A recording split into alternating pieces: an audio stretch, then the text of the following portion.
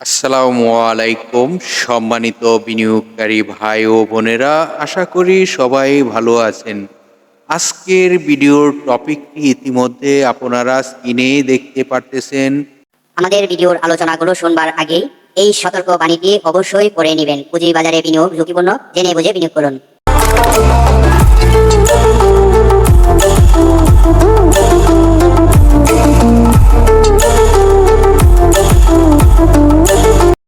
প্রিয় বিনিয়োগকারী ভাই ও বোনেরা, আপনারা ইতিমধ্যে আজকের ভিডিওর টপিকটি ইতিমধ্যে ফলো করেছেন। 1-2 টাকা প্রফিট করতে চাইলে স্টকটি দেখতে পারুন। তো আজকে যে স্টকটি নিয়ে আলোচনা করব, ইতিমধ্যে আপনারা জেনেও ফেলেছেন যে ইন্স্যুরেন্স সেক্টরের স্টকটি নিয়ে আলোচনা করব। তো আশা করি যে আলোচনাগুলো আজকে করতে যাচ্ছি, পুরো আলোচনাটি মনোযোগ দিয়ে শুনবার চেষ্টা করবেন।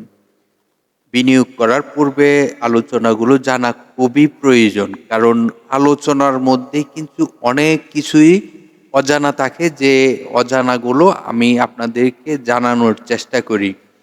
তো আপনারা জানেন ইন্স্যুরেন্স সেক্টরটি কারেকশনে রয়েছে।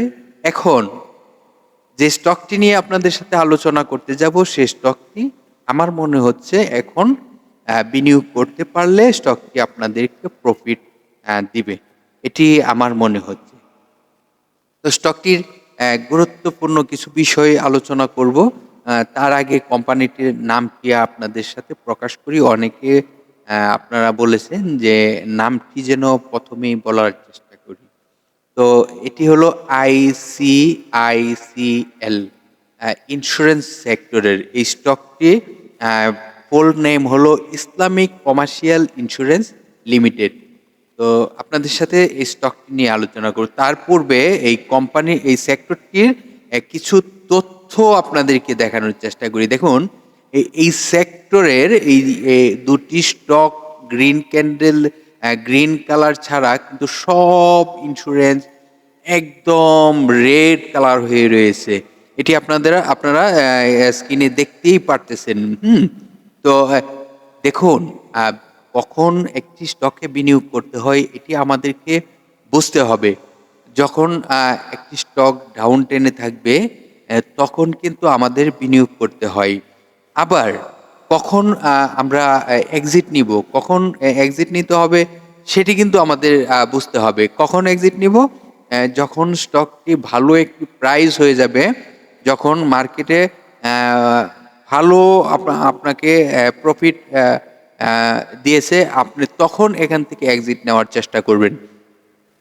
তো এই স্টকটি আমি আপনাদের সাথে যে আলোচনাগুলো করতেছি, এটির রেজিস্ট্যান্স এবং সাপোর্টটি অবশ্যই আপনারা ফলো করবেন।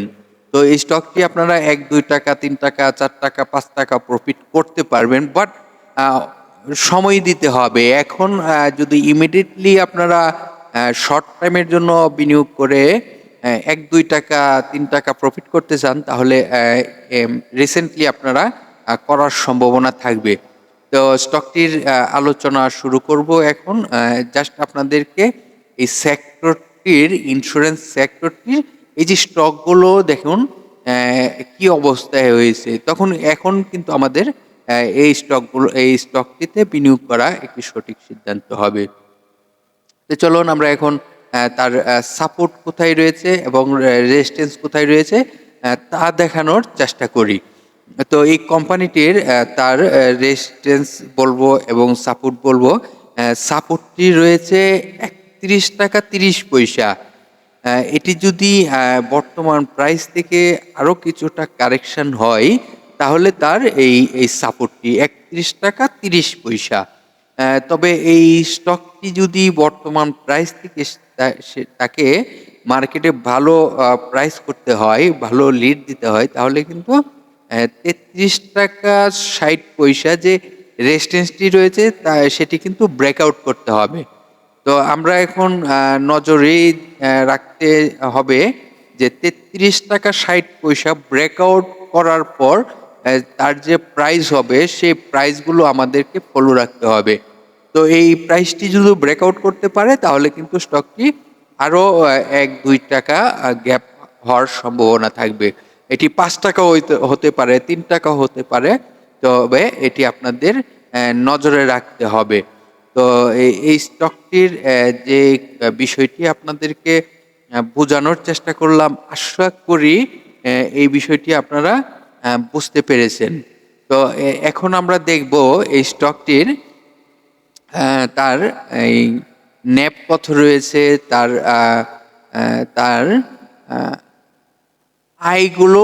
আপনারা জানেন এই স্টকটি ডিসেম্বর ক্লোজিং একটি স্টক। এই স্টকটির আয় কি কি রয়েছে আমরা দেখার চেষ্টা করি। এই কোম্পানিটির ন্যাব রয়েছে 16 টাকা 70 পয়সা। ন্যাবটি হলো একটি স্টকের সম্পদ মূল্য, পার শেয়ার সম্পদ মূল্য হলো 16 টাকা 70 পয়সা। তাহলে এই স্টকটি যেহেতু ডিসেম্বর ক্লোজিং, তার 3টি কোয়ার্টার কিন্তু ঘোষণা করা রয়েছে। তো আমরা সর্বপ্রথম দেখব প্রথম ফার্স্ট কোয়ার্টারটিতে তার 26 পয়সা আয় হয়েছে, সেকেন্ড কোয়ার্টারে 27 পয়সা আয় হয়েছে, থার্ড কোয়ার্টারে তার আয় হয়েছে 18 পয়সা। তাহলে এই কোম্পানিটির 9 মাসে অলরেডি তার আয় হয়েছে 71 পয়সা। তো এটি আপনারা জানেন ডিসেম্বর ক্লোজিং হওয়ার কারণে সামনে আরেকটি ইপিএস ঘোষণা হবে, যেটি আমরা ফাইনাল কোয়ার্টার। আপনারা সকলেই জানেন 12 মাসে 1 বছর এবং 4টি কোয়ার্টার 3 মাস পর পর এই কোয়ার্টারগুলো ঘোষণা করে 4টি ভাগে 8টি প্রতিবেদনগুলো প্রকাশ করে থাকে। তো আমরা সামনে তার ফাইনাল কোয়ার্টার এবং ডিভিডেন্ড নিয়ে একটি মুভমেন্ট আসবে। তো সামনে যেহেতু ডিভিডেন্ড ঘোষণা আসবে, তাহলে স্টকটি যাদের রয়েছে তারা ধৈর্য ধরে স্টকটি এখন হোল্ড করবেন। আর যারা এখন ক্রয় করার চিন্তা ভাবনা করতেছেন, তারা এখন স্টকটি নিয়ে ভাবতে পারেন। তো এখন আপনাদেরকে স্টকটির আরও কিছু তথ্য জানানোর চেষ্টা করব। এই স্টকটি আপনারা জানেন, আগেই আপনাদেরকে অবগত করেছি যে এই স্টকটি তার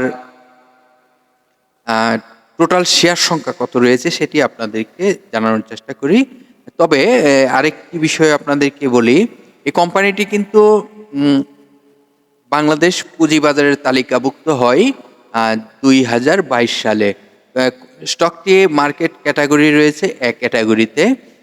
এই কোম্পানিটির তার টোটাল শেয়ার সংখ্যা রয়েছে 5,06,52,766টি।